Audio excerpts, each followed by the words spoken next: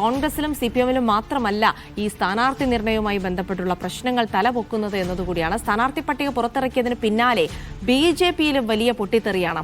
കാഞ്ഞിരപ്പള്ളിയിൽ George കുര്യനെ സ്ഥാനാർത്ഥിയാക്കിയതിൽ വിമതസ്വരമുയർത്തിയ Noble മാത്യുവിനെ suspend ചെയ്തു.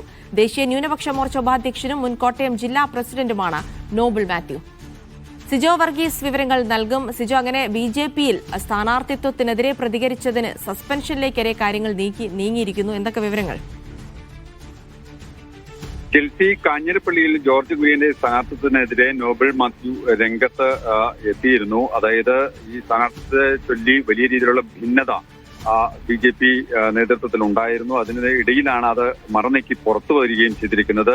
സംഘടനാ വിരുദ്ധ പ്രവർത്തനങ്ങൾ നടത്തിയെന്ന പേരിലാണ് ഇപ്പോൾ BJP സംസ്ഥാന അധ്യക്ഷൻ രാജീവ് ചന്ദ്രശേഖർ ഈ നോബിൾ മാത്യുവിനെ സസ്പെൻഡ് ചെയ്തിരിക്കുന്നത്.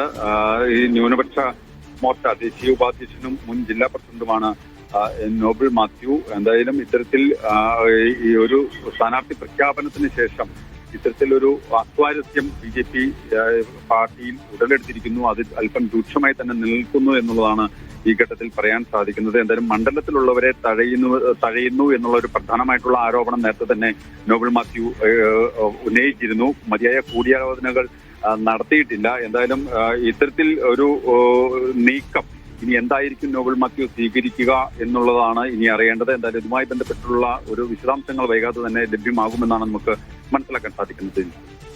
ശരി, സിജോ വർഗീസാണ് വിവരങ്ങൾ നൽകിയത്.